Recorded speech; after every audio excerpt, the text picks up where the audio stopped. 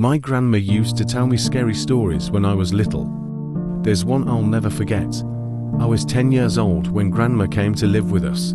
It was about 6 months after Grandad passed away, and I guess, looking back, she must have been lonely in that big house of theirs, rattling around with only the grief and memories for company.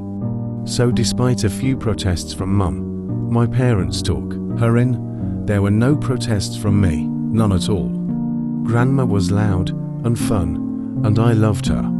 She had an almost limitless supply of boiled sweets, and she'd always slip me a couple whenever she saw me. She was always the first to stick up for me when I got in trouble, too, but it was her stories I loved best. Grandma had all kinds of stories. Stories about growing up during World War II, and stories about the things she'd get up to with her friends on the South Coast after her family had been evacuated. Sad stories, funny stories, adventure stories, but it was her scary stories that were my favorites. Grandma had lots of scary stories. She told me she dabbled in the occult when she was a teenager, trying out Ouija boards with her friends.